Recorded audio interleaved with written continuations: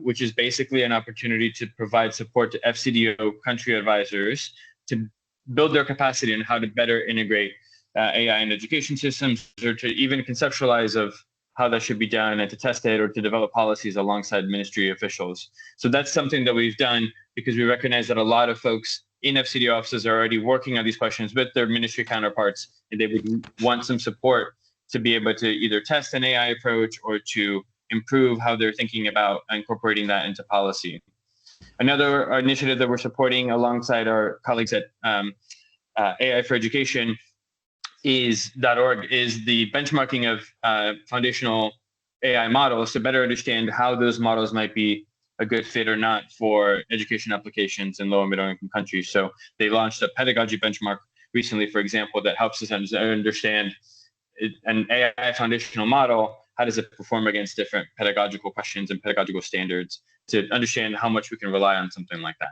So just to give you a sense of what that work is, I won't talk too much longer, but I think we do want to invite folks on this call to really engage with this work, to ask questions. We, again, are focused on the Horizon Scan bit to understand the challenges and opportunities. So we'd really love to hear from all of you on what challenges and opportunities you're facing as you consider AI integration in your countries, as you consider the many challenges associated with it, as you worry about what could happen, but also as you're excited about the potential promise for what it could mean. And then also really want to continue engaging and sharing with this group what we find along the way, because we hope to help you make more sense of how that technology can be applied in your context. So I'll drop my email in the chat, but just wanted to give a quick summary of that, and would welcome any questions or outreach that you might have. Great, thanks so much, Daniel. What if you would say, so the observatory has been in existence, sort of soft launch, for just a little over a month or so. What are the key questions that you are asking, or that you are wrestling with, or that you hear reflected back to you when you're talking with people in government, when you're talking with people who are developing tools or trying to figure out how to redevelop their ed tech products and services, for example? I know you speak with teachers as well. What are some key questions that you would like help with, or that you would like to put out there to see if others may be asking them as well? Yeah, it's a really good question. And we've started getting some great insights from some of our recent Horizon Scan conversations. Some of you on the phone may have come to some of those. That we had a series of conversations called Let's Talk AI, in which we try to get input from some of our colleagues on what kind of challenges, what kinds of opportunities they see. I think one of the key questions that we had is what's happening now? What does it look like today to try to implement AI in education systems? We also asked, what does it look like in the future? What will it likely look like? And trying to understand the concerns, but also the potential for AI integration. And then we also talked about what can we do to really understand the ways in which we can sort of use our initiatives to help fill in some of those gaps. I think there are a couple of interesting insights that we've gathered. I mean, to me, a lot of the focus has been on thinking about AI integration when it comes to the classroom setting and supporting teachers in their tasks and supporting learners through tutoring. Slightly less conversation has happened on the sort of what we call sort of behind the scenes uses of AI in education systems, which are also really interesting and potentially very impactful.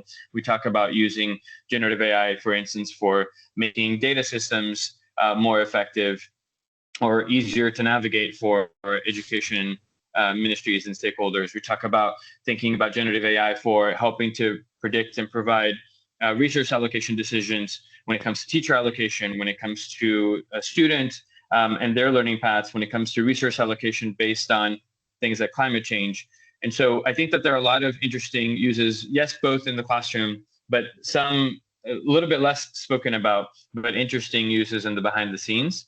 I think for us, a couple of the other things that we're coming up with, that my colleague Geeta is pasting in the chat here. I think there are a couple questions around, really big picture questions around, what is the purpose of education in the future and how does AI play a role? We think about the purpose and the role of a teacher a lot these days when we talk about AI tools, including, what's the function of teachers as a sort of a facilitator of academic learning, but also as a facilitator of social learning, as a facilitator of community building. And some of these aspects are coming up in conversations related to those roles of teachers and things, part of the role of a teacher that we don't think AI can really replace in any way, and thinking about how AI tools can actually, how we think about the purpose of education and the purpose of an educator, to really think about the many ways in which we can use AI towards a future of education that is more equitable, that is more effective for all learners. And so a couple of interesting things that are there. Again, Geeta's pasting some more in the chat. The final one that I'll mention is there is a big question around contextualization too. We know a lot of the LLM models that are being used now to power even applications in low and middle income countries are based on data from the global north. They are inherently, in some ways, in that way, biased towards particular cultural contexts, particular intellectual contexts. And what you end up is you get a lot of applications in low and middle income countries that might not be a good fit when it comes to the cultural and learning needs of that community. And so, when we think about a challenge like that, we think about many different ways it could play out. It could be that these LLMs learn to adapt and be more contextually relevant to those settings. It could be that we actually want to try to build more of these data sets and large language models from data from those communities to make sure that the responses are really relevant and that the uses of those LLMs are really a good fit for those communities rather than just an adaptation from other sources. And so I think there's a range of conversations there. That's a really interesting one that I think we can actually really think about as a broader community to really influence the adaptation of those LLMs or those sort of growth of sort of homegrown models as well. But those are a couple of examples, Mike, and there's a ton more that, again, Geeta's sharing in the chat, and we can share more offline as well. Great, thank you. We've been sharing other information, background information, where you can learn more about what the AI Observatory is doing. Before we move to Paul Atherton to maybe talk about, Daniel said about a good fit. Well, how do we know if something's a good fit? What tools are available? What approaches are available to figure out how to fit in, how to take advantage of many of the new innovations that are happening in this space, but make them take advantage of them in ways relevant to our learners and our teachers. Before we do that, Daniel, I know that the EdTech Hub has operated a help desk for many years for staff in governments across Africa, at the World Bank, in the UK government, UNICEF. Will there be a special focus on AI, or is there now with that help desk? Yeah, it's a good question for us. So I think we do, just as many of our topics that we cover on the help desk, the AI one is the one that we're here to respond to when we're actually bringing on board more AI specialists to be able to support on that. I think there's actually, there's a yes to that with the help desk, but there's also an additional feature that I mentioned, the on-demand service, which is sort of building on that approach. And it's an approach that says, we recognize that providing a help desk response, a particular TA response to this question might not be sufficient in some cases where, let's say, an FCDO advisor is really keen on testing or piloting a particular use case in AI and wants some more technical support on doing that.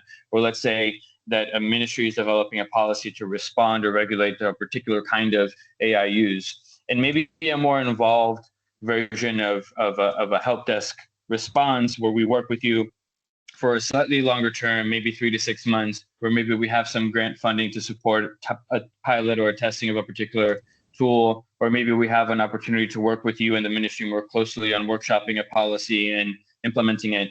That sort of on-demand offer is really a stretched version of that kind of support that we provide in the TA, in the help desk.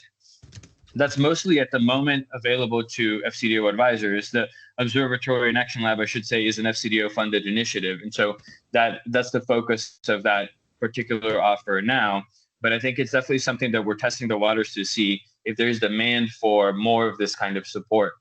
Because we know from conversations with our ministry colleagues, from conversations with folks all over the world, that there's a lot of pressure to move quickly on these tools, to think about integration in ways that maybe feel really exciting and promising, but maybe in ways that people feel uneasy about because they just don't know enough.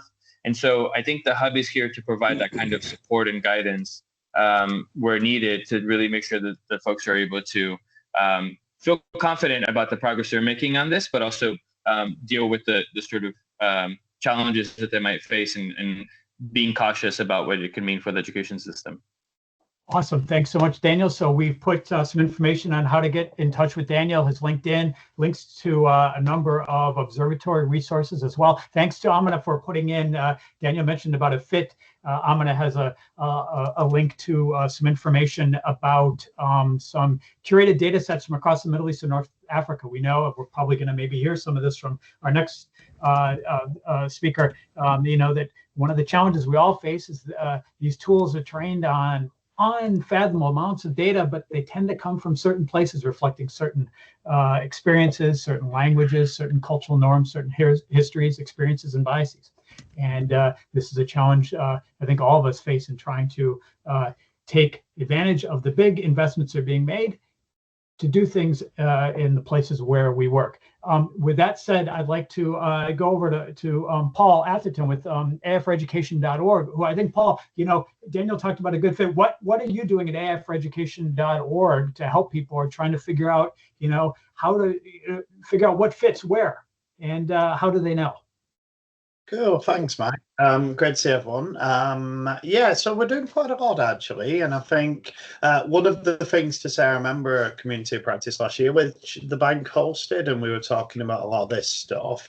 And I feel like, you know, 6 months, a year on, we've made some great progress. So at AIforeducation.org, we're working with the EdTech Hub on the AI Observatory, but more broadly, we're working on a bunch of things. One is this kind of like mapping of what's out there again, but looking with a product lens. So looking across low middle income countries. I think we've got 200 products now on our dashboard, and trying to keep track of, okay, what's the market trying to provide? What are the gaps? What should we be thinking? So pulling out from this kind of grassroots, what's emerging, some kind of thought leadership.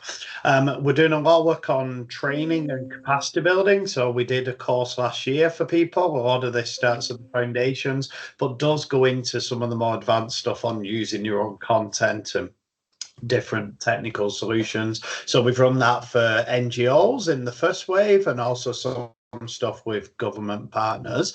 In this kind of next wave of support, we're going to be expanding access to that through our partners at Team for Tech, as well as thinking through how do we support governments more closely. We're also doing a lot of convening events. We've got one coming up on benchmark and quality, which is something which is really important to us. And then a lot of brokering. They're doing good. I found the reason. Thinking through, say, how does big tech it was after the winter. Stuff. Does someone just want to mute people? Yeah, if you can mute whoever is speaking up, or if you heard yourself, please mute yourself. Apologies, Paul. That's okay, Mike. Yeah, and then the other thing which I think Daniel alluded to is a lot of our stuff, because we are geeks at heart, on this kind of quality assurance. So how do we know when the AI models are producing, say, content for early grade reading, this is actually good quality? One of the things we've actually seen is AI's got this jagged edge, right? So we're seeing these AI models scoring 90% on the International Maths Olympiad. We give it some first grade maths problems, and they gain about 40%. The top models are only getting 60%. So we're seeing this jagged edge where they're absolutely amazing at Olympiad style higher maths, but really bad at counting the number of grey squares. So one of the things we're thinking is, okay, how can we objectively measure what AI is good at? We'll put a link in the chat onto our benchmark leaderboard. That's got a flagship one at the moment, which is testing on pedagogy and seeing how well they can pass teacher exams. We're also thinking and going deeper in terms of specific tasks and challenges as well. In line with that, we're also doing a bunch of work on content curation, because, you know, it's no good saying that it doesn't represent our culture. We have a lot of textbooks, early grade reading materials, a lot of materials out there which we can take, curate, and make machine readable in a way that we can then take or developers or anyone can take and introduce into the models. So just in the same way that we're seeing a big push on languages and training on different languages, we think that you should have a big push on training on the localized education content. I should say this is not a small thing to do, simply because if you think about what a textbook looks like for the early grades, there's only a few words. But those words have been really carefully picked by education experts. And one of the things we're trying to do is work with those education experts and transform it into this new kind of AI world.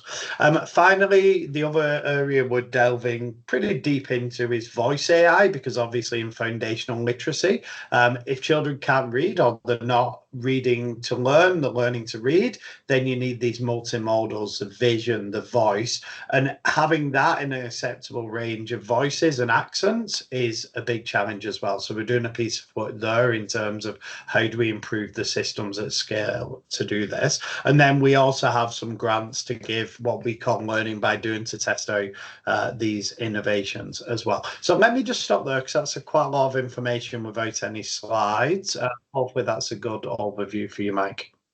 Thanks so much. Thanks so much, Paul. And feel free to pose questions in the chat. I know Paul and other folks you work with, I'll be happy to answer you either by voice, but also in the chat. Feel free to have a separate conversation in the chat. We recognize that there's a monopoly of attention when only one person is speaking at a time. The great thing about the chat is that anyone can speak at any time about anything, for better or for worse, whether it's a question, whether it's a comment, whether it's an answer, or a better, maybe an approach to an answer. We're happy to see it in the chat. We will keep adding information in the chat as we go along. We put information about that LLM leaderboard that Paul talked about, the evidence library that his group has amassed. And we're going to hear about another evidence library shortly as soon as someone else comes on. But that said, and please do feel free to keep posting in the chat. I'd like to move, if we could, to Borhin. If Borhin is available and can come on camera, I don't see him on the on my screen, but I have I don't have room for. I'm here, Mike. Borhin, great, actually. Borhin, what? So UNESCO is doing so much and has been doing so much around the topic of AI and education. What would you like to highlight? What would you like to share with us today? Yeah, thank you very much, Mike, and congratulations for the really very interesting initiative. And I think this community of interest is needed to advance the agenda. First, I think one first comment is that we need to think AI in education within a lifelong learning perspective. Paul earlier was speaking about early grade. We can speak about higher education, we can speak about technical and vocational education, adult learning. So I think it's important that we take a lifelong learning perspective and we don't focus only on schooling, which is of course important, but it's not the only part of our discussion, I believe, and our agenda should be broader and more lifelong learning. I think some of the maybe tension that we see is how we balance innovation and regulatory framework. And this is something that UNESCO has been looking at, also looking at the human agency in this context, and also how AI in education can be in our terms, meaning the terms of pedagogy, education purposes and education needs, rather than driven by technology and the attack more broadly. So I think this is something that we have been discussing, and I hope we can keep that balance of how we innovate, but also protecting data, protecting from bias, as you are mentioning, and other issues related to equity and inclusion, broadly speaking. What we have been doing, we have been, first of all, setting normative tools on AI in broadly speaking, and ethics in AI. And as you remember, we adopted in 2019 ethics of artificial intelligence recommendation. But also we have worked a lot on AI in education. In particular, we developed and we launched during the Digital Learning Week the AI competency framework for teachers and students, which I think are important in capacitating both teachers and learners in leveraging AI in education. And those are tools that are, I think, important for our discussion today. But when we look at the data from the analysis we are doing, in 2022, we had only 7 countries who developed the AI competency framework or professional development for teachers. Only 15 countries who had included AI learning objective in their national curricula. So the baseline is very low, and that means a lot of action is required to support countries in leveraging AI in considering it in their policy strategy and education strategies. But I think it's very important also to think about, did we achieve the digital transformation of education so that we can go into AI, or should we leapfrog to AI, or should we reinforce the AI by also reinforcing digital transformation of education? I think it's very important because we still see a lot of gaps in terms of the translation of, I would say, strategies for digital transformation in education in realities. And there is a lot of strategy, but they are not yet implemented. So the question is, can countries combine both investment in digital transformation of education and also investment on AI? This is something that we see difficult in many contexts. And I think it's very important that we also take into consideration low resources and low capacities already for digital transformation. We know that teachers are lacking basic digital literacy, learners as well. So I think this is something that we will need to take into account. Maybe last but not least is we are promoting the dialogue among member states through, for example, the Digital Learning Week.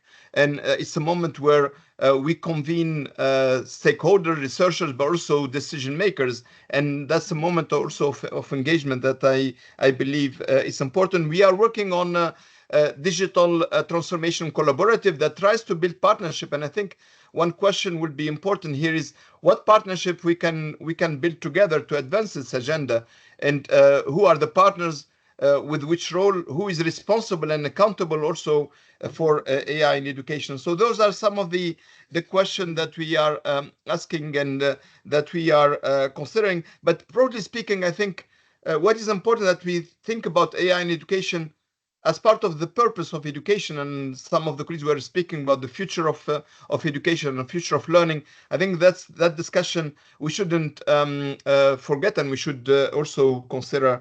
But finishing with just maybe last point is that what we are getting from member states is, I would say, 2 voices or 2 expectations. Some are, I would call it a policy borrowing trend, meaning ministers are saying, well, we would like to implement AI without necessarily looking at what are the challenges that their education system are facing. And that's a concern. We are entering into that policy borrowing approach, but we see also policy learning approach. And that's countries leveraging or considering what are their problems. For example, low achievement in early grades, out of school, issues of link with the labor market. And that's, I think, what we should encourage as a policy learning rather than policy borrowing in the international community. Over to you, Mai. Thank you so much, Borheen, and everyone. Please do pose questions or make comments on what Borheen said. I'd like to move quickly over to Josh, who I think is still with us. So, Borheen talked about the importance of thinking about not just AI in a narrow sense, but how it fits within our broader vision or sets of broader visions around education and teaching and learning. And Josh, from the Stanford Accelerator for Learning, I know you just hosted a fantastic conference last week. I wonder if you could share a little bit about some messages from that event and what you're doing at the Accelerator. Absolutely, and thank you so much, everyone, for being here. Borheen, it's amazing work to hear from you. So I'm Josh Weiss. I'm Director of Technology and Innovation at Stanford Accelerator for Learning. We are within Stanford and within the Stanford Graduate School of Education. We are an accelerator, and our raison d'etre is to try and accelerate research to impact. And classically, it's a bit of a knotty problem. We're trying to help great research, especially that which is happening around learning, to reach the classroom and educators and even the entire ecosystem around education, if at all possible. By the way, I'm getting a notice saying I'm getting poor network capability, so just let me know if I should pause for things to recalibrate. So we recently had an AI summit. This was about 2 weeks ago. It was a cross-pollination event talking about AI. I'll put in here the 4 essential questions that we focused on, just to read those out and comment on those briefly for the folks here. First was thinking about what is the future of learning we aspire to, trying to be aspirational and trying to think from an opportunity perspective, as well as understanding the potential pitfalls as well. We had a lot of research coming from, I don't know if folks have heard of Susanna Loeb and Nick Haber. There's some great researchers at Stanford Graduate School of Education. And there's also folks in other great departments too. Mike Frank out of the psychology department comes to mind, who are really trying to stitch together what is the future we want to build together for learning with AI, and what does it mean from an affordance perspective, especially some emerging affordances of AI. AI is one of these general purpose technologies that you can't quite say what it means in every context. I think a few of our speakers have spoken to that point. And so it's going to take all of us to kind of feel out different parts of the elephant. And these researchers from different parts of Stanford have been feeling that out based upon their domain expertise. Real quickly, we also talked about what makes us uniquely human. I won't belabor that point. I think there's people here who've spoken very eloquently about that. Thinking about the human in the loop problem. We had a conference before on campus from the Human-Centered AI group that didn't phrase this as human in the loop, but rather AI in the loop, human in charge. They're trying to think about what the dynamics of that relationship are and how they are unique to education. Education is not classically a consumer technology. It is a very different outcome we're working with here. These are lifelong outcomes. And so what does it mean for the human and the machine to be working in concert across those pipelines and towards that unique outcome? Third, how do we center humanity in our learning and AI ecosystems? I just spoke about that. And fourth, how can research best support a bright future of learning? And there's some amazing little nuggets I can share here as far as research. We actually have a researcher named Dora Demski who has found that AI at the coaching layer has some really interesting properties. And I think a lot of work we've seen so far has been great around like the tutoring layer. That's been getting a lot of buzz. There is some interesting indicators that we have about the affordances there. But what does it look like to go one level up? In the School of Education, we might call that metacognition, where you're standing above yourself and you're kind of coaching the practices you've undergone and what could you do better next time, and how would you even coach yourself if you could stand above yourself. That has a lot of correlation with positive lifelong outcomes. So how could AI be a part of that loop? And we've seen that actually be kind of interesting with teachers as well, especially teachers who are trying to improve their practices. I was a teacher for 7 years myself. I know how hard it is to find someone to watch your classroom and give you feedback and give you detailed notes on what you've been doing right and wrong in your classroom so as to improve incrementally over time. There's a world in which AI is a part of that conversation of developing teachers, and there's been some really interesting indicators based upon taking transcription, running some NLP over it, having an AI coach talking through the findings in the dashboard, and then helping teachers to, again, improve their practice with the bot and then also with people at their school to kind of imbue those conversations with professional development on a more granular and high feedback level. So that's all I'll say for that. I know that was quite a mouthful. I will put in here a couple of little links in case you're curious. One of these is a quick readout if you just want the summary and high points. Another is actually the videos themselves. So check those out. And we have made this a ritualized event at this point. This is our 3rd year at this. So we're really excited to kind of keep momentum with this and think about what the opportunities are. And special shout out to Mike. He gave an incredible presentation thinking about the international lens, and we're just really honored to have him there with us. Thanks so much, Josh, here today. Thanks for those kind words. Indeed, it was a fantastic event. And Josh name-checked Dora Demski, a number of researchers really at the edge, both at the bleeding edge, but also at the edge of what's practical at the same time from Stanford. And there are links to a lot of those, the work of those professors at Stanford and other people who gathered. And they really do a good job of making available the video from the event as well. So there are a number of links in the chat that we put related to that. So hopefully there's something there that will I guess, touch your fancy, if you will. Keep posing questions, sharing things. If you want to, also for the speakers, but everyone, if there's one thing you think that we should know about, or we should read, or a person we should know about, or an upcoming event, please do feel free to add that in the chat. If there's a research paper, if there's a news item, so that, you know, all of us are having trouble wrapping our heads around what's useful, what's actually important, what isn't. But one of the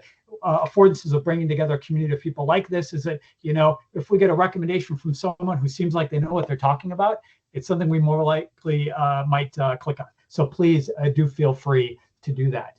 So thanks so much, Josh. And I would now like if Aishwarya is with us from Education Above All. Aishwarya, are you with us and on camera? And you talk a little bit about what AI means for your work with this foundation based in Qatar. Will you tell us about it? But Aishwarya, over to you. Sure. Thank you, Mike. And this is such a great discourse. And thank you for hosting this community. It's been really fascinating to hear about all of you and the work that you're doing. I think, you know, when we were thinking about AI in education, there were so many frameworks and guidelines and policies and tools and bots coming our way and popping up on every single document that we read. And as we spoke to teachers and students and other ecosystem players, we realized that AI tools are already in the hands of kids, especially in low-income and marginalized communities. So the question we were trying to address is, now that these tools are available, while policies and frameworks come into practice, how do we ensure that children become critical thinkers, producers, and consumers of content in an AI-driven world? So it's not just about AI literacy, kind of alleviating the inequities that AI brings to already grave digital inequities, but it's also about, with AI literacy, how do we build critical thinking? How do we get children to question misinformation that's propagated by AI? How do we get children to question about narratives generated by AI? And also that huge increasing connection between digital media and content and AI. So that question led us to the development of a learning experience that's still in the works called DigiWise. We're not that creative with names, but DigiWise essentially is a learning experience for children to engage and familiarize themselves with AI and also digital media, and think about their own digital personas and personalities. They learn about these technologies organically. They learn about participating in the digital world organically, and through that also learn about the risks involved. When we were looking at existing or similar content out there, we found like 3 glaring challenges. One, a lot of similar content is usually not open source or cost-free. You know, it's a freemium model, or they're really fancy learning experiences that require heavy infrastructure. Second is that it was usually catered to the kid in America or the kid in Canada, right? How do we contextualize digital and AI literacy for a child in the Arab region, for example? And the third challenge was that a lot of this, you know, was fear-based about, oh my God, AI is here. And, you know, there are some rules about AI in schools, and there are some rules about how teachers should use AI. So we really were wondering, how do we bring kids to the designer's seat, and how do we contextualize digital media and AI literacy? And also, how do we create this learning experience for both teachers and students by co-developing this with them? So DigiWise is being developed with multiple stakeholders, including teachers, teacher task forces, so that they can inform the design. We were thinking about how do we make this available in different languages, especially underrepresented languages, including Spanish, Arabic, as well as English, of course. And then we were also kind of thinking about how do we, you know, think about the modules of this learning experience to really, really be relevant. So for example, stuff around self-esteem, you know, how does that get affected in the age of AI and digital media? You know, how do you, you know, when wars are not just fought on the battleground, but also in bytes online, how do you become an ethical and responsible participant? How do you think about creating your own AI tools? How do you think about AI and human rights, AI and climate, and so many more different pieces of this whole digital literacy definition that's ever expanding. So we want to create a super flexible learning experience, which is almost like Lego blocks that parents, teachers, or students can pick and choose whatever they want and implement it in very, very low resource environments, even in offline versions, because even those children who are not digitally connected today still need to be able to be prepared to navigate an AI and digital media driven world. So we're planning to pilot this soon in Peru. And we're looking forward to kind of answering these broad research questions as to how AI literacy and digital media literacy can empower low and middle income community learners to become active participants and producers of digital media and AI tools instead of being just passive consumers. And of course, as soon as those results are out, we'd be happy to share this with the broader community. I would invite everyone here today to also kind of share their opinions, thoughts, and ideas with us. We are planning to set up an advisory board of sorts to kind of guide the development of DigiWise, but also the longer term strategy. Since this is going to be open source and cost free and anybody can use it and contextualize it, we're kind of thinking about how do we make it more accessible to teachers in different contexts. Yeah, I think that's about it. Awesome. Thank you so much, Aishwarya. And we have a question in the chat, at least one for you. And yeah, how to make sense of all of this with so much happening, how to think, as Borhin said, how to think about the future in big ways when there's so much happening and so much that we think is going to happen. How do we make decisions in an environment like that? Where do we go for trusted sources of information and perspective and trusted tools as well? A number of groups that are with us today are trying to help us as we answer these questions. And how can we do this in a state where, you know, we think there's too much information, and at the same time, you know, there's information that is this is disappearing. Just note that all the AI and education guidance from the U.S. Department of Education disappeared recently, and some people took what they had on their hard drives and wrapped them all together and made them available. I just put a link for that as well. But how should we think about all this stuff, and whether competing perspectives, taxonomies? These are big questions. I wonder if Dr. Zelalem is available from the Ministry of Education in Ethiopia. Dr. Zelalem, if you would like to share with us sort of your perspective on this in Ethiopia, as you know, one of the real leaders and thinkers in Ethiopia of trying to make sense of all of this stuff for your schools, your teachers and students. How does this resonate with you? What are you doing, and what are you thinking about AI use for teachers and students in Ethiopia? Dr. Zelalem, I'm happy to give the floor to you if you are available. Thanks so much. Yeah, I'm available, Mike. So actually, we are trying to do also a competency framework, teachers' competency framework, literacy, especially related to AI.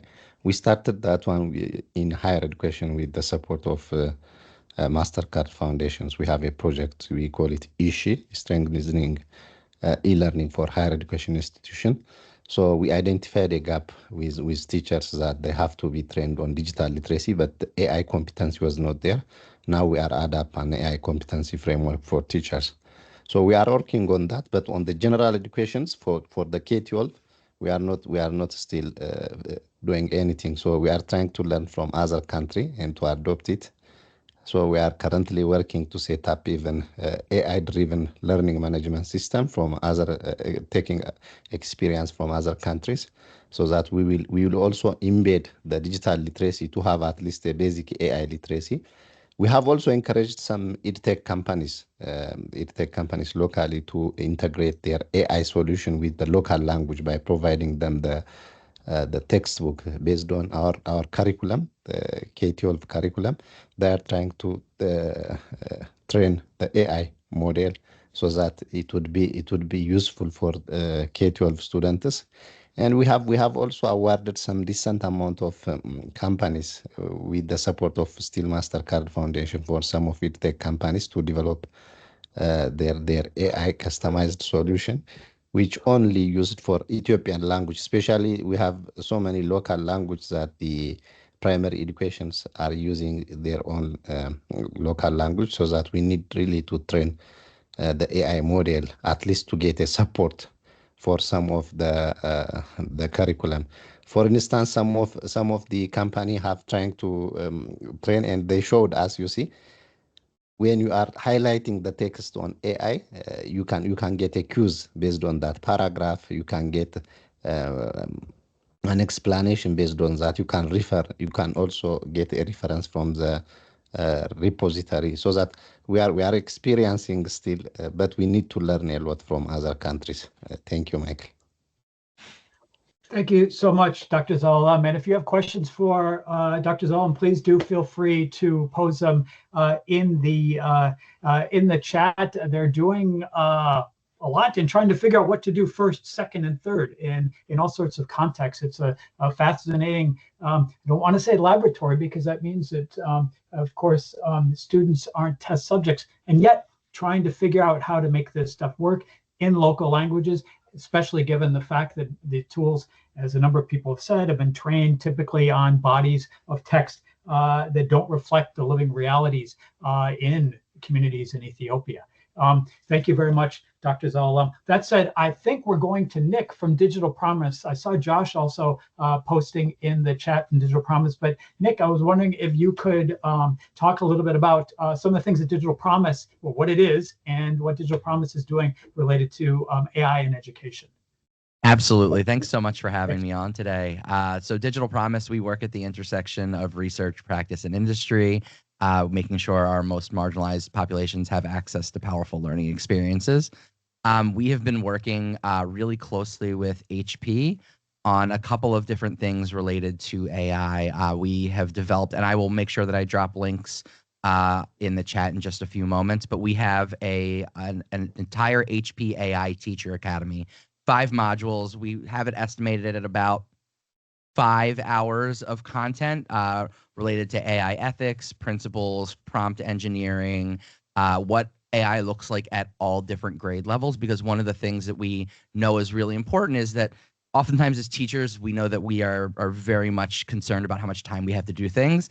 And so if I'm a high school teacher, I probably want to just dive into the considerations of AI for high school. But we actually know that it's very important for somebody at the high school level to understand how AI is used at the middle school level and learned about at the middle school level and the elementary level. So it is actually a requirement of the course to go through all of that so that you have a really strong understanding by the time you finish the course of what AI literacy looks like and what the fundamentals of AI look like across K-12. It's a completely free course. It's hosted on edX. There is a paid option if you want to get a certificate for it. I believe it's, I think, $5 for a certificate, but we also have a survey that you can complete, and we send you a letter of completion via email so that there's no cost associated with taking the course and getting credit from Digital Promise. If you want from edX, there's a cost for that, but if you want a letter of completion from Digital Promise, that we can make sure we get you at no cost. Along with that, we have also launched what we call the AI Education Exchange. Yes, the course is free. Thank you very much for sharing that. And it is also, I know for a fact that it has been translated and localized for Japanese and for I'm struggling for the other language right now. But edX does a number of translations as well. Yep, there it is. Thank you, April. Italian. It is and they're looking to potentially do this in other languages.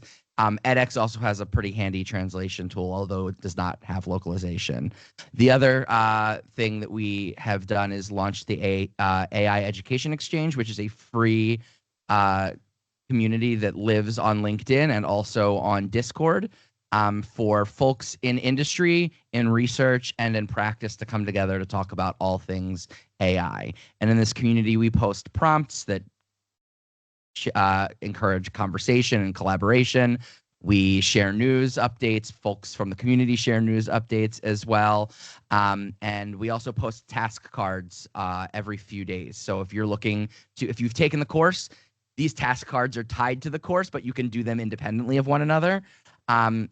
But they're also a really great lead into, oh, I tried this on this task card. I used this prompt And now I want to learn more about this in the prompt engineering section of that course. So we post those for free in the community as well. But really, we're here to foster community amongst folks who are very much learning this constantly evolving and constantly changing technology and the implications for it in teaching and learning. So I'll drop the links in the chat in just a moment. Oh, April just dropped the one for the education exchange, and we'll make sure that we drop the one for the course as well.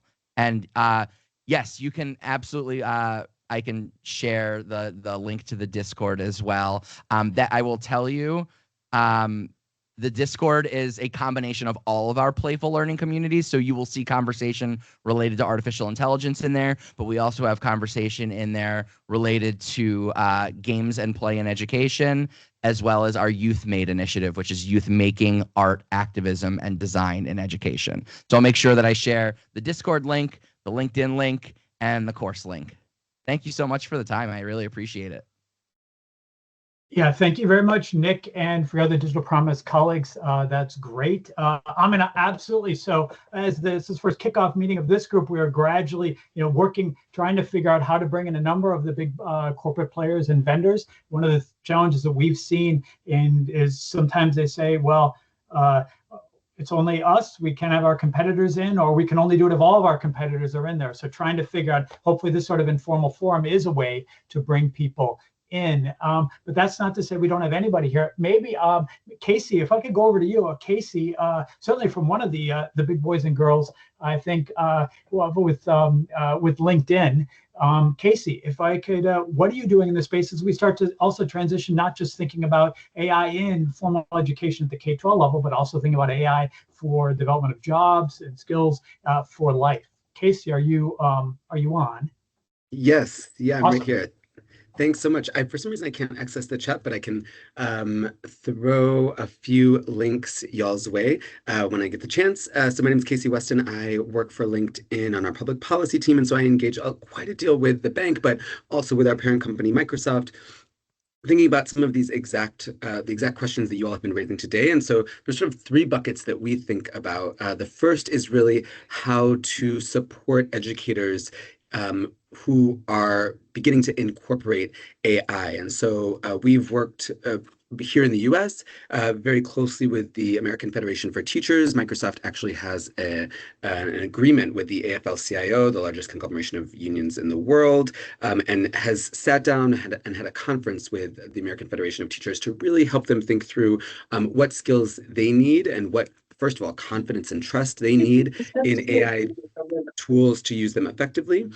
We've also partnered with Teach AI to make sure that we're building out a suite of products and tools, many of which are free, to support teachers as they plan out how exactly they would expose their students to AI, and thinking through some of the questions that were raised previously about how to do this ethically and in a way that is aligned with existing teaching standards and needs. And then we're beginning to have conversations with Code.org, which I know works with Stanford and perhaps Josh's team as well. And specifically there, we are seeking to understand how the push for digital skills for youth and kids specifically needs to be adjusted to incorporate the AI tools that may affect the way that those skills are deployed. So for example, thinking about training kids in coding or Python or SQL in any given language, how you would want to begin to incorporate AI education into those processes to make that as effective as possible. So that's sort of the work that LinkedIn and Microsoft are doing for teachers and education specifically. Separately, and maybe Mike, I'll send these links to you so that you can share them in the chat. Separately, we've been really helping some of our partners, customers, think about how to do upskilling for AI. And so we have a little pyramid that has 5 different levels, the first 2 of which are really thinking about AI literacy and AI ethics, which probably everyone across the workforce will need to understand. But then there's the sort of 3 higher levels that we think would be useful for those who are coding or those who are building out AI ecosystems. So we've developed actually, and I know this has been mentioned before, the struggle being sort of payment mechanisms, et cetera, but we've built out a set of free courses that we have launched and that will be certainly free through at least the rest of this year for folks who are seeking to build out those skill sets. One of the things that's come up in that is really, how do we make this international? So Microsoft has made a commitment across 25 different countries to train 1 million people in each of them. So, South Africa was one of the most recently launched programs. So really thinking how we can provide 1 million people in South Africa's workforce with the skills that are necessary to incorporate AI into their role. And our free course suite is a part of that. And then finally, in actually my day job, as it were, the bulk of my role is really thinking about how LinkedIn can use its data to inform and support policymakers. And so I run a program called Data for Impact, which at no cost shares data with entities like the World Bank, OECD, IMF, and others. We'll be supporting the launch of Stanford HI's report on April 7th on the AI ecosystem, which will get into AI in education and specifically how AI skills are shifting the workforce. We've helped maintain OECD's AI Observatory, which is a great resource as you're beginning to think about where and how skills are shifting, what inequities may exist, both from an occupational angle, but also from a demographic angle. We've also engaged with IMF to think about some sector-specific impacts. So thinking, for example, about AI in finance and how that is shifting the way that those skills are used and what that means downstream, all the way down to elementary education, right? How you would need to begin to train people or educate people differently for that work. And the final note is just our excitement to collaborate with government partners. I noted the presence of the Ministry of Education of Ethiopia on the call, very eager to think about how we, again, at no cost, can support some of our partners in getting access to the data and insights that might help them, with one small piece of the bigger puzzle, shape some of their AI policy. I was just on a call earlier this morning with the Egyptian Central Bank. We're also working with the Egyptian Science Authority to be able to provide one little insight into how AI is unfolding in the world of work within Egypt that may inform sort of the national strategies that are needed to shape educational policy, but also workforce strategy for Egypt and other countries around the world. So I'll go ahead and shoot those links over to you all, but I'm eager to be supportive of this conversation. Really grateful to be here. Thank you.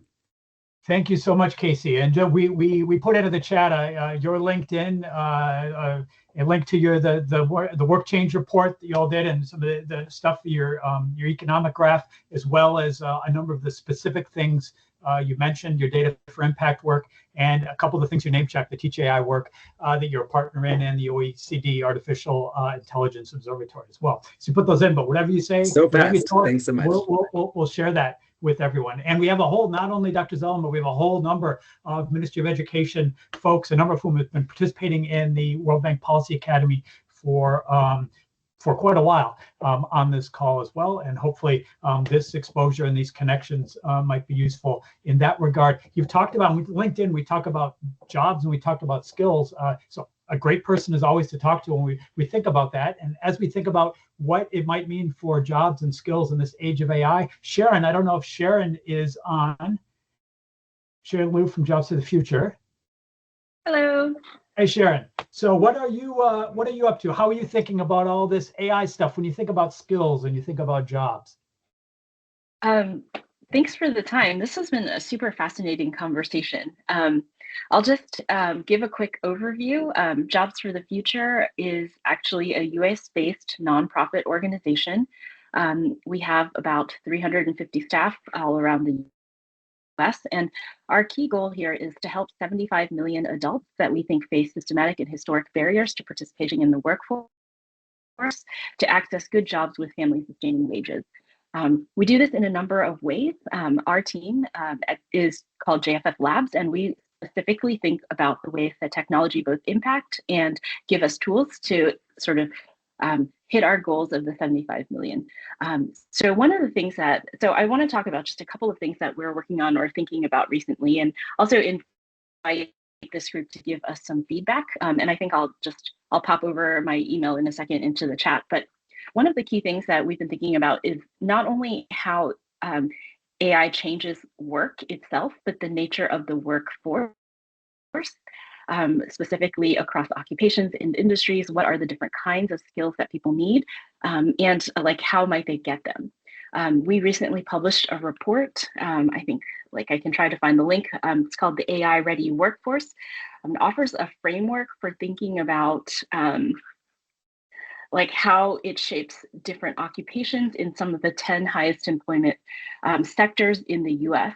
But I think one of the things that we wanted to highlight is that in doing this research, our team found that actually 78% of these occupations did need uniquely human skills.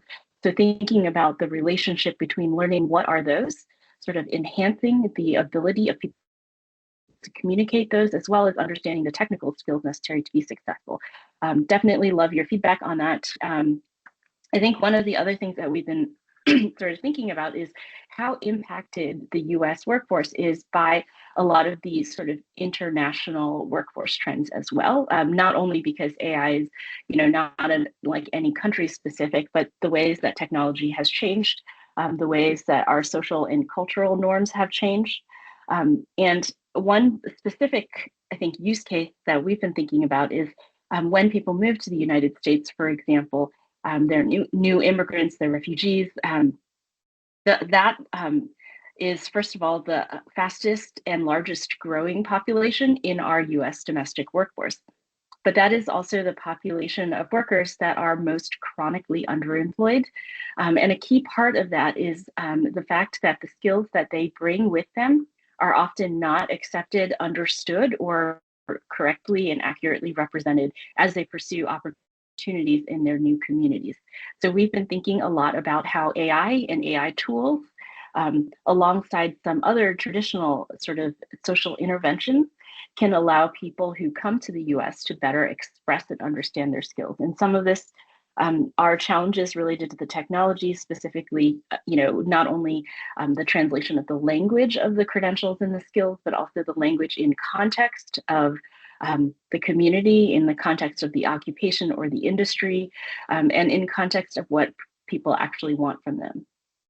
We've been thinking a lot about, as we've been talking to our colleagues, we've realized that actually this is an issue that many of our colleagues across the world have also experienced in different ways, how to understand and give people the tools to express their skills. So we've started working recently with a university in Mexico, Tec de Monterrey, and we are also thinking about how some of our common opportunities and challenges can be addressed together using the technology tools that we hope to test and build together.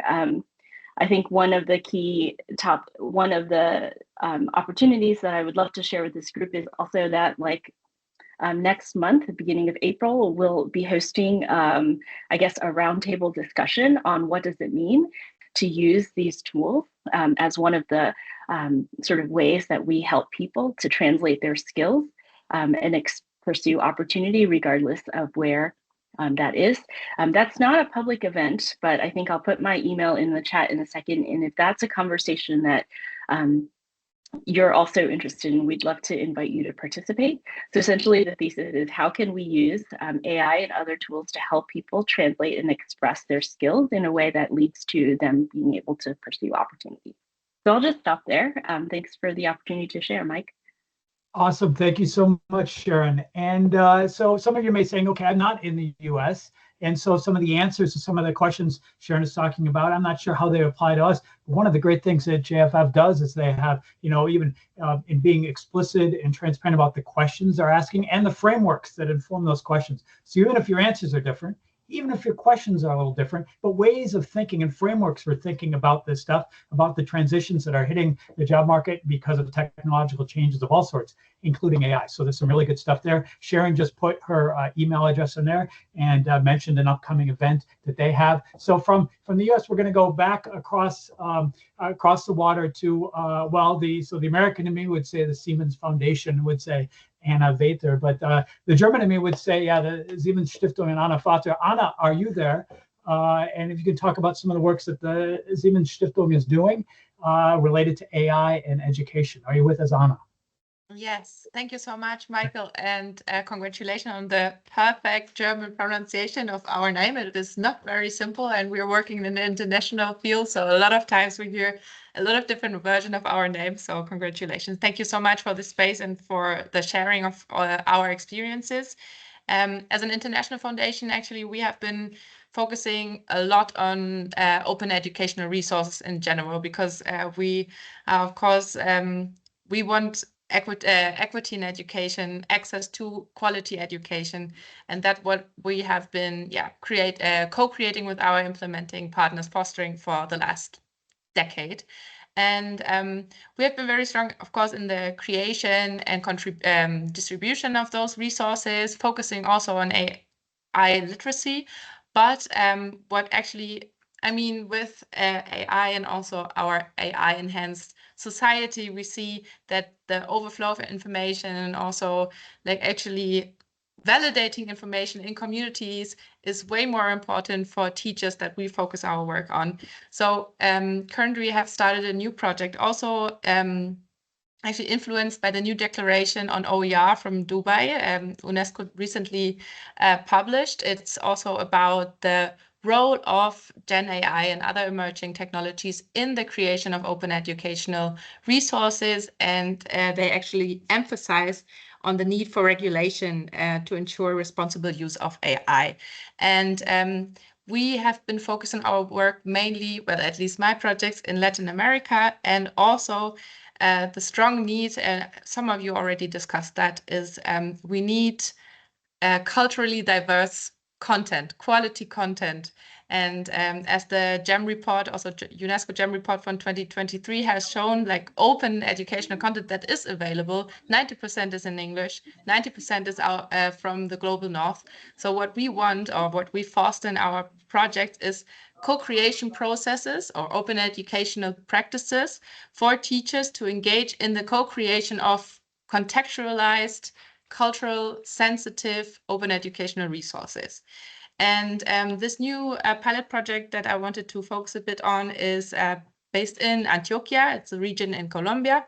We are partnering up with the University of Antioquia to provide teacher training and fostering open educational practice by using Gen AI as a very powerful tool for co-creation of open educational resources on Gen AI. So it's not about only we are using the tool and also teaching AI literacy through this training program. It's a mentorship-based program where we want to foster this collaboration of teachers and strengthening the co-creation part, and also the making teachers not only users, but pro-users of content, and actually contextualized learning content that they can effectively then use for their classes.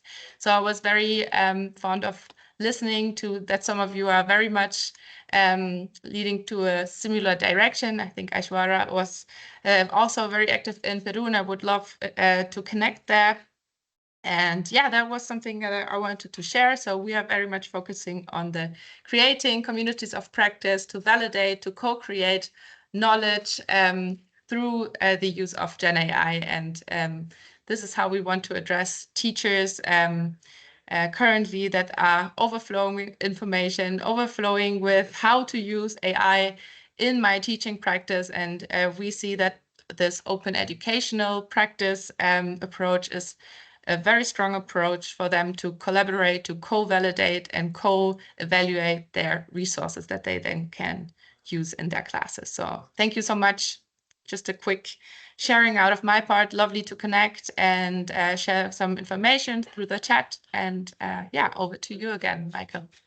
Thank you so much, Anna. And Anna mentioned a number of themes that we expect will be specific. I don't say we're going to go into a deep dive, but we will be hopefully something more than a shallow dive through this community. Things around the development of educational content and in an age of AI, what that means, and maybe what that doesn't mean, around just the and where this content, where the data that inform the development of the models, where it's sourced from, how it's sourced, and what we can do to perhaps provide a more inclusive, curated data sets to as people build and run these models in all sorts of educational contexts. So yeah, Anna. Now we will go to just a little bit to the east, so to UNICEF and Iñaki, bienvenidos Iñaki, in Finland. Iñaki, are you with us? You can share a little bit about what UNICEF is doing when it comes to AI in education, and especially the group that you work with there in Helsinki. Wonderful. Thank you, Mike, and congrats to you, to Dean, to Bob, to the team for this community. Super interesting stuff. I just wanted to share maybe 3 things quickly from the system level perspective of the things that we are doing here in the UNICEF Global Learning Innovation Hub, again, part of the Office of Innovation of UNICEF, to more concrete, tangible, specific solutions on AI. So first, at the higher level, we have been developing something that we call the EdTech for Good initiative. It has 2 parts, the EdTech for Good framework and the Learning Cabinet. Because again, for all this discussion, we know that the technology in education, and particularly AI, can be a game changer, but only if it's done correctly. And because of that, we are working at a system level to help countries, to help organizations make informed, evidence-based decisions about the EdTech. The idea of this EdTech for Good framework that includes some, again, criteria and standards on how to select what we consider the best of the best EdTech solutions, including those using AI, is to help, again, to have a, sorry, I hear some background noise, is to have a compass to help us decide what is the best EdTech. At some conversation with Maria from Holon IQ, we asked her, how many EdTech solutions do you have mapped in Holon IQ? Oh, and she said, I don't know, around 200,000. And many of them, they claim to be using AI, no? But how can we differentiate the good from the bad? So this is part of the work that we are doing with this EdTech for Good.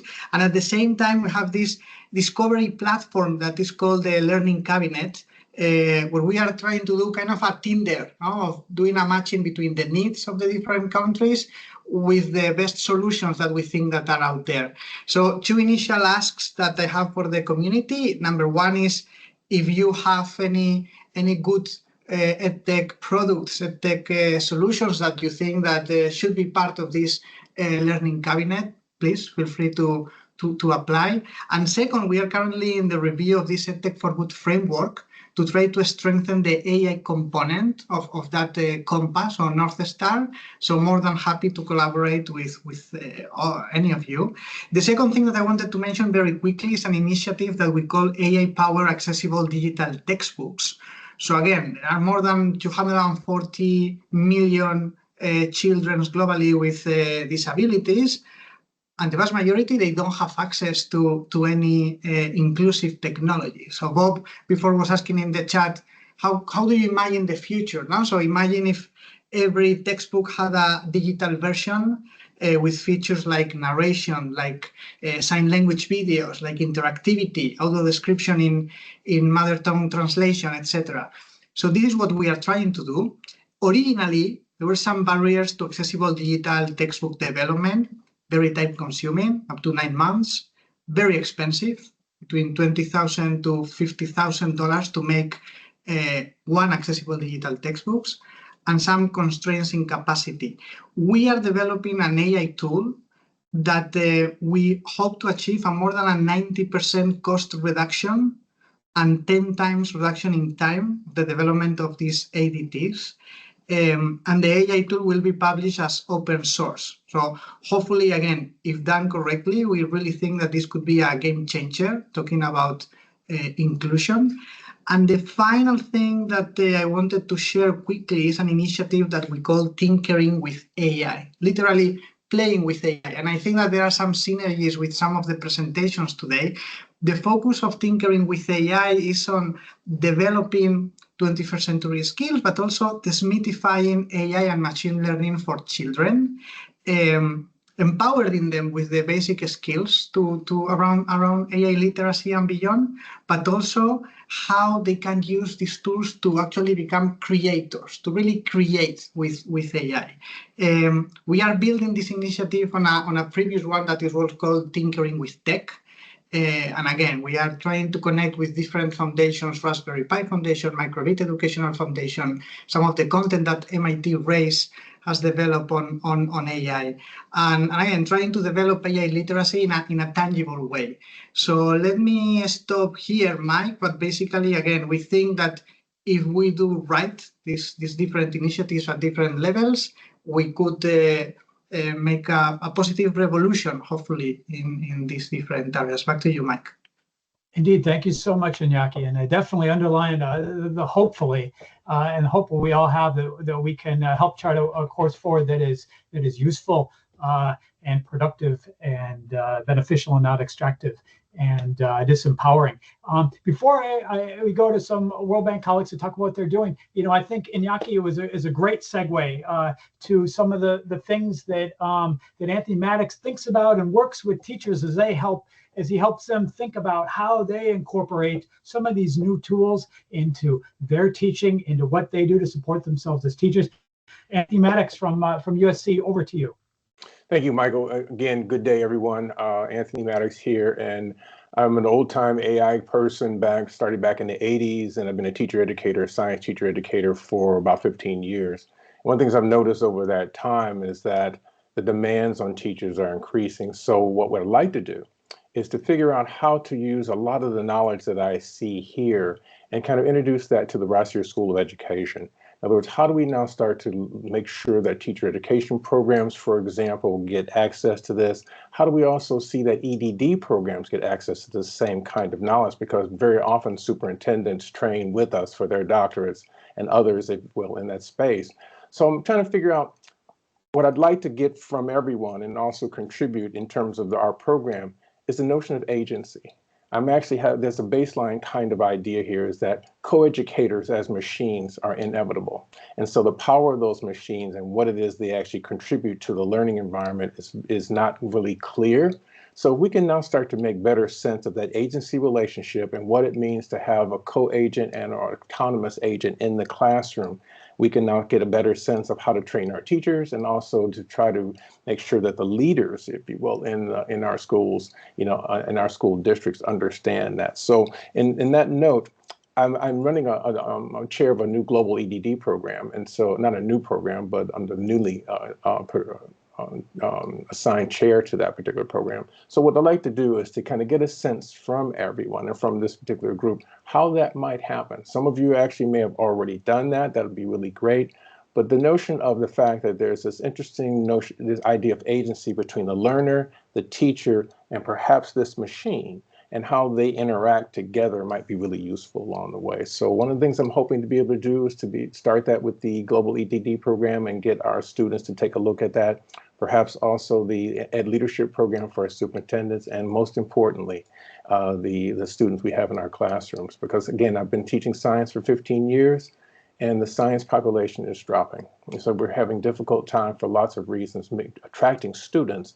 So how do we now start to equip them to do that? So in a blended learning course that I teach, I'd like to kind of change that to AI and agency or something that would actually get teachers and teacher candidates to kind of understand that better along the way. Michael, again, thanks for the time on screen and appreciate all of you. Thank you so much, Anthony, and thank you for that invitation to reach out and collaborate and just to talk as well in support of your work. And thanks to Jose also for that invitation to and the note about the AI Global Education Network that Tec de Monterrey is catalyzing and supporting. And those of you can see that in the chat. There's more information there. There's a lot of information in the chat. We realize it. We'll be sending you a follow-up with the curated list of notes and contact information as well. We recognize that there's a lot of information, but there's a lot of information out there. That said, we'd like to give you a last set of information from some colleagues at the World Bank. Many of you may have seen a blog post that got a lot of attention about some work that's been done in Edo State in Nigeria with AI chatbots in education, and there are a number of other things that World Bank staff are involved in. With that said, I'd like to invite Maria Caron. Are you with us still? And talk a little about some of the things that you and World Bank colleagues are working on related to AI in education. Sounds good, Mike. And this is a great community. So great to see so many familiar faces. So most of you must be aware with the pilot we did in Edo, but let me just explain it in 2 minutes and we can connect more and chat on LinkedIn and everything. I know we're close to the end of the session, so I want to give a space for some other questions and colleagues to come in. So we implemented last year a 6-week after-school program in Benin City, Edo, Nigeria. The population that was targeted was senior secondary students, and they use an AI tutor during 1.5 hour sessions. This was the open version of Copilot Chat. At that moment, we chose it because it was the only way to access GPT for free, and because some of the computers in Benin City already had Microsoft Office Suite, so it was easier to implement. But I wanted to share more about the specificity of this. You will learn more in the paper we're very soon to publish with the team, who includes my colleagues Martin, Wura, Elliot, Federico, and everyone. But I wanted to share some quick reflections, just three. The first one is that when we think about implementing in real world conditions, especially in the global south, we need to take into account that, and this happens with any EdTech product, right? This is not plug and play. We need to think about how the ecosystem functions to support this. And this goes to thinking about how are teachers going to interact with it? How are students going to interact with it? For us, even though this was a tutoring program for kids, we train teachers on AI literacy, because for us, it was key for them to lead these sessions, to make the connection to the classes, to the ongoing lessons they had in English, and to be kind of like orchestra conductors, and to understand and be able to help the student if they faced any limitation, if they face something that was not correct appear on their screen. So for us, it was about creating that whole ecosystem that allowed for this to work and be sustainable. Then the second lesson I want to learn, we have more lessons, and it's a part of what we call the Pioneer Framework, but I'm just focusing on three. The second lesson is monitoring. For us, monitoring what was happening in the classroom was key, in the sense of we provided teachers with the local IT support that the schools have. We also made sure that they were receiving correct support. We made sure that students were actually using the tool. Part of the real world implementation conditions that we took into account is that there were no sufficient devices. So we made the students share one device by two. And actually this worked better because it allowed for students to work a little bit on team, to take turns, and also to focus a little bit more. This is very, this is a non-official finding, but what we saw is that students tend to focus more on this when they are with another person rather than just by themselves. It may not hold true in other contexts, but this is so far what we have seen. And the final lesson I want to share is about creating communities. So we built a community with the teachers where we were all connected. They received this 3-day training on AI literacy, and it was very important for us to gain them as allies of this intervention, for them to go from fear to fluency on AI, for them to test the intervention themselves. We made teachers role play as students using the tool, and some of them as teachers, and this really built the support that we feel made this initiative successful. In addition to the program in Nigeria, the World Bank and myself are currently implementing some very interesting initiatives across all regions. I will just mention two more. One in Peru with my colleague Ezequiel. We are implementing an AI literacy program for teachers, and we want to evaluate if this impacts in the quality of their teaching over 6 months. In Brazil, we have a lot of interventions. One of them is an early warning systems using AI. We also have an AI coach, an AI tutor, a WhatsApp-based lesson plan builder for teachers as well. So a lot of interesting things happening, but let's keep connected. And with that, let me go back to Mike to continue to share with other colleagues what they are doing in the World Bank. Over to you, Mike. Thank you so much, Maria, and thank you to everyone for your participation, patience, and hang on this long. One of the things we also want to know as we look forward, and Bob is going to be talking about sort of moving forward with this community, is, how we should, what's actually most useful. We recognize this first thing, 90 minutes, that's a long time to ask. Should it be 55 minutes? What is relevant, what is useful? We know that we are hitting people with lots of information here, but we want to get people a sense of who is in this community, what they're doing, what they're trying to do, what they're asking, what they're thinking, what they're worried about, which maybe will also signal what they're not worried about or what they're not thinking and not doing as well. With that said, and cognizant of time, if Bob will go over to you and other World Bank colleagues to think about, share more information about how the World Bank is supporting activities in this space and people who are working and asking questions in this space. And I thank everyone for their participation today. And onward and upwards with you, Bob. No, thanks so much, Mike, for some phenomenal facilitation and for everybody who contributed both on screen and in the chat. This was extremely useful to kind of set the context for where we might want to have future discussions as this community moves forward. And I think at the World Bank, there are just a lot of challenges that we face. And I think Alex kind of had a very interesting post around some of these challenges, around the existing quality of education, the dropout rates, the relevance of skills that are being developed, the access for urban and rural areas, the available financing for education, the impending demographics, particularly in Africa, where 1 in 4 workers will be African by 2050, which raises the question, are we going to be able to build enough schools, train enough teachers, procure enough textbooks with the traditional model to meet this demand? And I think, starting off the conversation with that question, what is the future of education, is a strand that we need to kind of follow up throughout this conversation, particularly with a focus on the purpose and for what. And I think our colleague from Ethiopia highlighted their vision of anytime, anywhere, but also with anyone and probably anything as well, which implies the important role, I think, of AI in the future. And I think a key question that we probably didn't talk enough about are the risks. Is AI going to kind of help these problems, or is AI going to exacerbate these problems? And I think the issue that was brought up that was highlighted is the role of the human. And I was very happy to hear Sharon say that 78% of jobs will be human related. But what will be the role of the human? What are the changing roles of the teachers, which I think will be a theme that we'll have to take up, building off of some of the work around AI for coaching and AI tutoring. How can teachers play a broader role in a community, reduce their own isolation, develop more agency?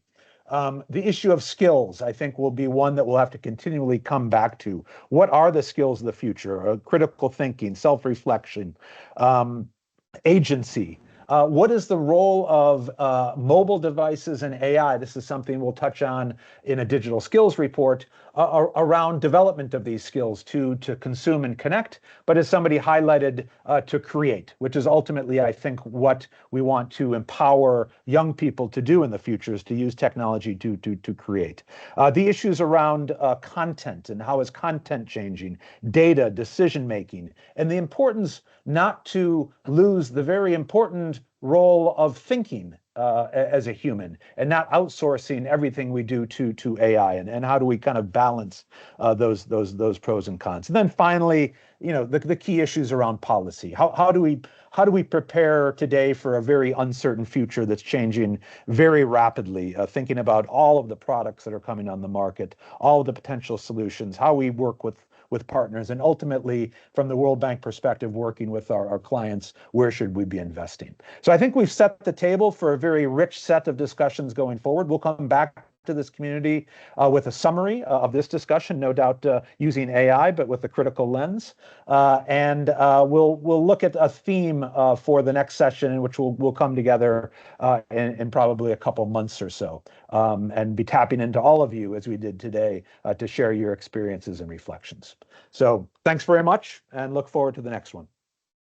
Thank you, Bob. Thank you, everyone. Have a good day. We'll be following up quickly with a list of curated links from today's, and we'll be inviting a number of other institutions, organizations, and people to be involved in this as we look at some of the specific questions that Bob and others have identified. Thank you so much, and good day. Thank you, everyone. Bye. Thank you. Bye.